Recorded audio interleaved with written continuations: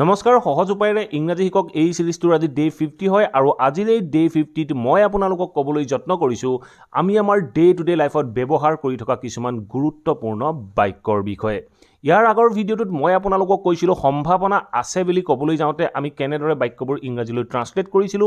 আজিৰ এই ভিডিঅ'টোত মই আপোনালোকক ক'বলৈ যত্ন কৰিছো আমি আমাৰ ডে টু ডে লাইফত প্ৰায়ে কৈ থাকো যে খুব কম সম্ভাৱনা আছে কিতেবা আমি কওঁ বেছি সম্ভাৱনা আছে এনে ধৰণে যেতিয়া কম সম্ভাৱনা বা বেছি সম্ভাৱনা আছে বুলি ক'ব লগা হয় তেনেকুৱা ক্ষেত্ৰত আমি বাক্যটো কেনেদৰে ইংৰাজীত ক'ব লাগে বা কেনেদৰে অসমীয়াৰ পৰা ইংৰাজীলৈ ট্ৰান্সলেট কৰা উচিত গতিকে আমাৰ ডে টু ডে লাইফৰ লগতে ইংলিছ লাৰ্নিঙৰ বাবে এই ভিডিঅ'টো অত্যন্ত গুৰুত্বপূৰ্ণ হ'ব আপোনালোকে ভিডিঅ'টো স্কিপ নকৰাকৈ শেষলৈকে চাওক মই মাত্ৰ কেইটামান এক্সাম্পলৰ সহায়ত আপোনালোকক সম্পূৰ্ণ কনচেপ্টটো বুজাবলৈ যত্ন কৰিছো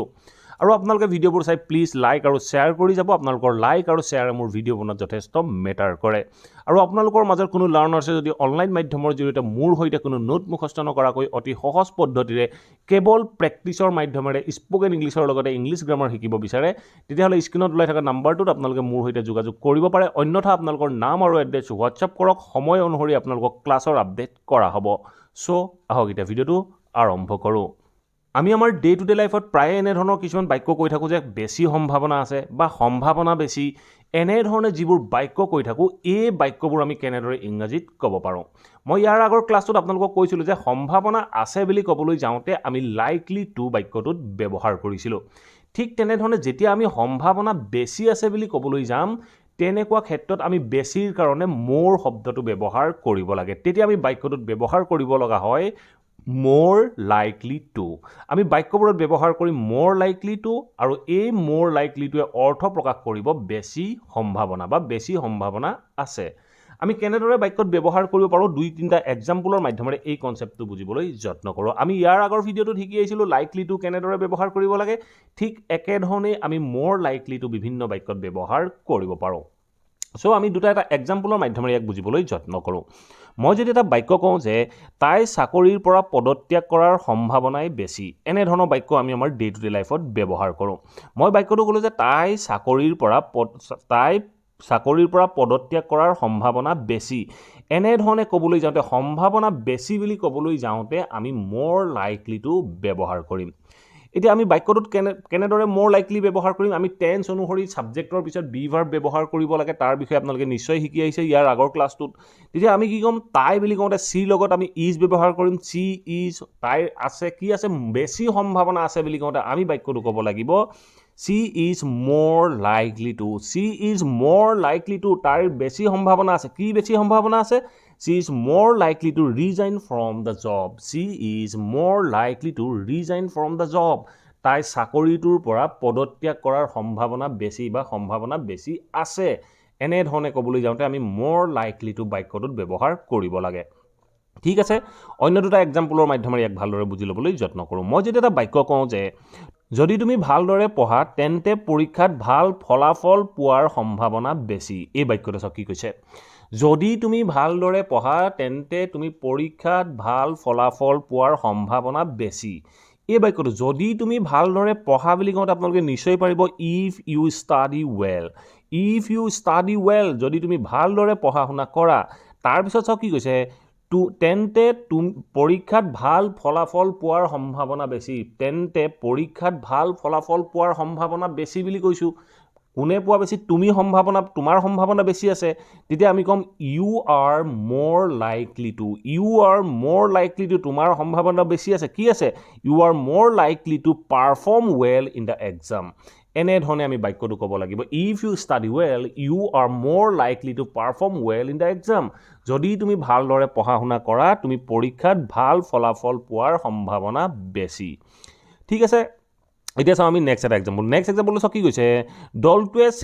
চেম্পিয়নশ্বিপ জয় হোৱাৰ সম্ভাৱনা বেছি এই বাক্যটো চাওক কি কৈছে দলটোৱে চেম্পিয়নশ্বিপ জয় হোৱাৰ সম্ভাৱনা বেছি বা চেম্পিয়নশ্বিপ জিকাৰ সম্ভাৱনা বেছি বুলি কৈছোঁ এতিয়া চাওক দলটোৱে বুলি কৈছোঁ দলটোৱে বুলি কওঁতে আমি ক'ম দ্য টিমৰ লগত আমি কি ব্যৱহাৰ কৰিম প্ৰেজেণ্টত কৈছোঁ বাক্যটো তেতিয়া আমি ইজ ব্যৱহাৰ কৰিম তেতিয়া আমি বাক্যটো ক'ব লাগিব the team is more likely to টিমটোৰ সম্ভাৱনা বেছি আছে কি বেছি আছে more likely to win the championship এনেধৰণে আমি বাক্যটো ক'ব লাগিব তেতিয়া আমি বাক্যটো ক'লো the team is more likely to win the championship টিমটোৱে চেম্পিয়নশ্বিপ জিকাৰ সম্ভাৱনা বেছি আছে বা বেছি এনেধৰণে আমি ক'ব লাগে ঠিক আছে more likely to অন্য এটা এক্সাম্পল চাই লওঁ নেক্সট এক্সাম্পল চাওক কি কৈছে যানজঁটৰ বাবে হি দেৰিকৈ অহাৰ সম্ভাৱনা বেছি এই বাক্যটো চাওক কি কৈছে যানজঁটৰ বাবে হি দেৰিকৈ অহাৰ সম্ভাৱনা বেছি ধৰক কোনোবা এজন অহা কথা আছে আপুনি কৈছে যে যানজঁট বেছি হৈ আছে বা ট্ৰেফিক বেছি হৈ আছে গতিকে হি দেৰিকৈ আহি পোৱাৰ সম্ভাৱনাই বেছি এনেধৰণৰ বাক্য আমি আমাৰ ডে টু ডে লাইফত ব্যৱহাৰ কৰোঁ সো আমি তাৰ সম্ভাৱনা বেছি বুলি কওঁতে আমি কি ক'ম হিৰ লগত ইজ ব্যৱহাৰ কৰিম তেতিয়া আমি ক'ব লাগিব he is more likely to he is more likely to arrive late এনেধৰণে আমি ক'ব লাগিব he is more likely to arrive late he দেৰিকৈ আহি পোৱাৰ সম্ভাৱনা বেছি কি কাৰণে যানজঁটৰ বাবে বুলি কওঁতে আমি ক'ব পাৰোঁ ডিউ টু ট্ৰেফিক এনেধৰণে আমি বাক্যটো ক'ব পাৰোঁ আমি বাক্যটো ক'লোঁ যে he is more likely to arrive late due to traffic এনেধৰণে আমি বাক্যখিনি ইংৰাজীত বেছি সম্ভাৱনাৰ কাৰণে মোৰ লাইকলি ব্যৱহাৰ কৰিব লাগে এতিয়া চাওঁ আমি সম্ভাৱনা কম বুলি ক'বলৈ যাওঁতে আমি কেনেদৰে বাক্যটো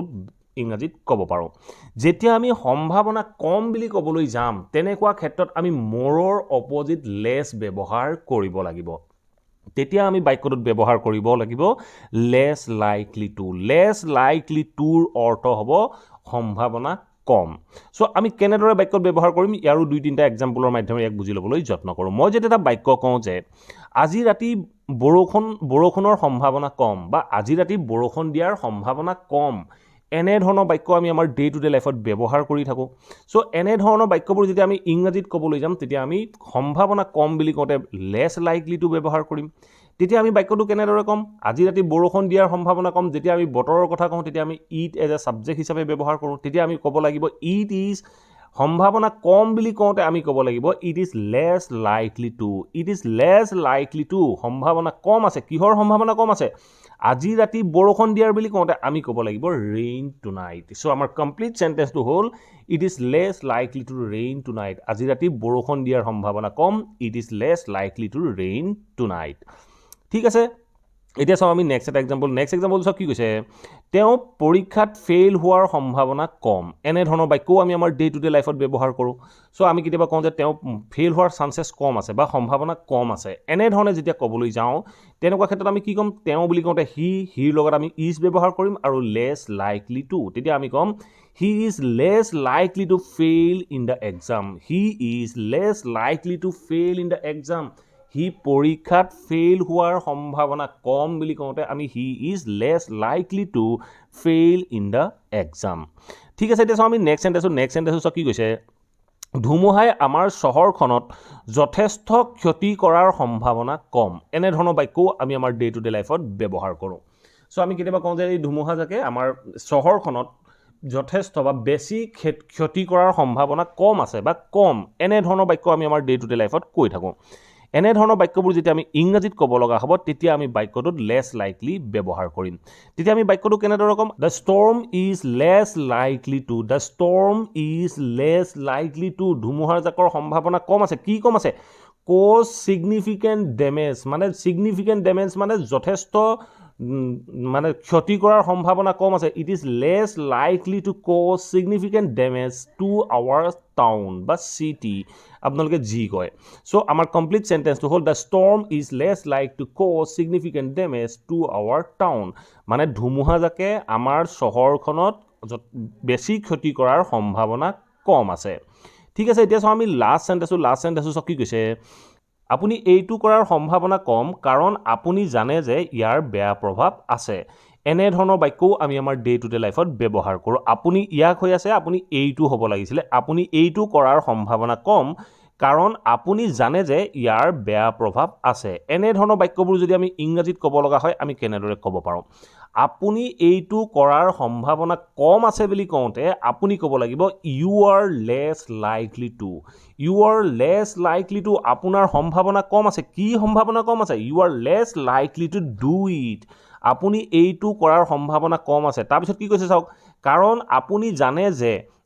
আপুনি জানে যে বুলি কওঁতে আপুনি বাক্যটো ক'ব লাগিব because you know' it has a bed effect এনেধৰণে আমি বাক্যটো ক'ব লাগিব আমি বাক্যটো ক'লোঁ You are less likely to do it because you know it has a bad effect. এনেধৰণে আমি বাক্যখিনিত more likely বা less likely কম সম্ভাৱনা বা বেছি সম্ভাৱনাৰ কাৰণে ব্যৱহাৰ কৰিব লাগে